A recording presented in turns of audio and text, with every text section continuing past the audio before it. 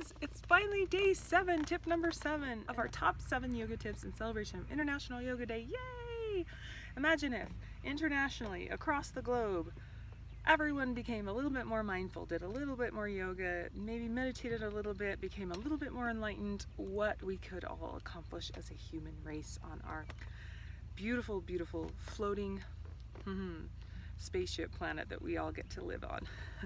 And today I want to talk to you about how to catch your practice on fire. There is a point, and this journey sometimes looks like this for some people, and it's this slow, long process. Some people are like this, some people are like this, some people are like shoot up like this. So it's a little bit different for everybody, but at some point in your journey, you will hit this place where it's like a positive feedback loop, where you are more motivated, you have a deeper foundation and level of knowledge and state of being in this land, and you start to understand terms of art, and you start to put this practice in place in your life, and it just starts to snowball and mushroom out and just bleed out into every facet of your life. And the cool thing about hitting that point where you get that positive feedback loop is it gets easier to drag your butt out of bed when you want to go to a 6 a.m. yoga class and you don't want to get out of those warm covers, or it gets easier to make that disciplined practice day after day to sit on that meditation cushion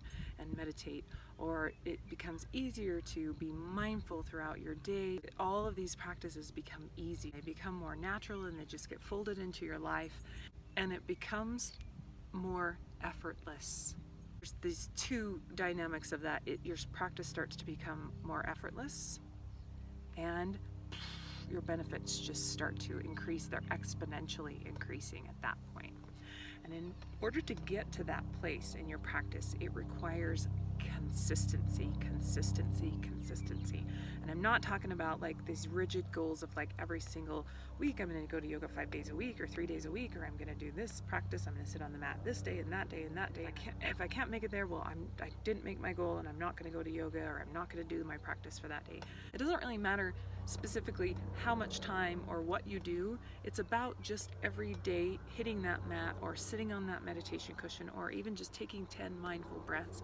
It's about every day getting present in your practice and really committing to, when you walk in that door to that yoga studio, I'm going to leave my to-do list at the door, and I'm going to be mindful, I'm going to be present, I'm going to hold the space for myself to be saturated in the present moment, in the breath, in my practice, in what it can unfold and reveal to me, in what I need in every nook and cranny of my body and my being today from this practice, and how I could evolve from this practice.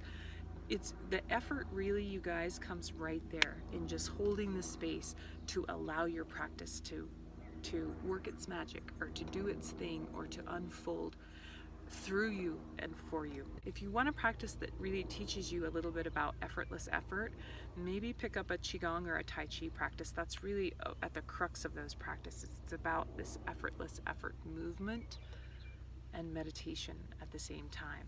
Now, yoga is the same thing, but for us to do chaturangas, which you go into the typical yoga class. I went into one last week and they did 150 chaturangas. That takes a lot of effort because it's a different kind of dynamic, but you can get to a point where you go, you know what, today I only need to do 40 chaturangas maybe or no chaturangas, and and let my practice fall into this effortless effort space, putting all the other tips I gave you into place, like meeting and greeting the earth and getting to your hands and your feet, and just finding the nooks and crannies to help your practice to become effortless.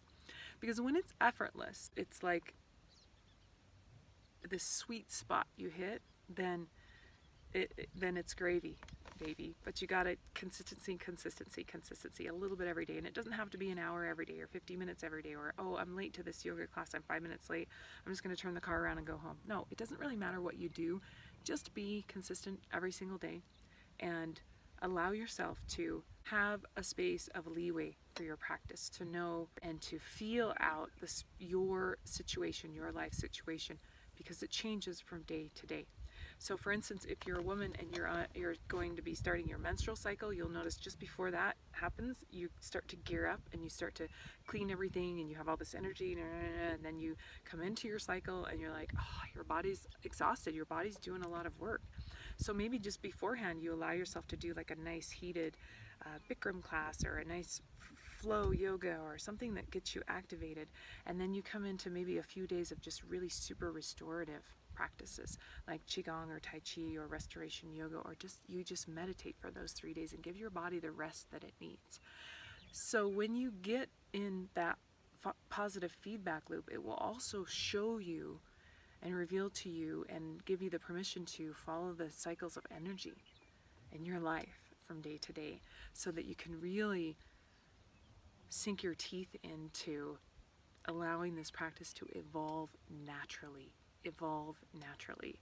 If you can just let go of the goals and allow your practice to bubble up and unfold and teach you, you're learning. This is a learning process. You don't know everything. Step on that mat every time with a beginner's mind and you'll be golden. So thanks for joining me. Namaste, you guys.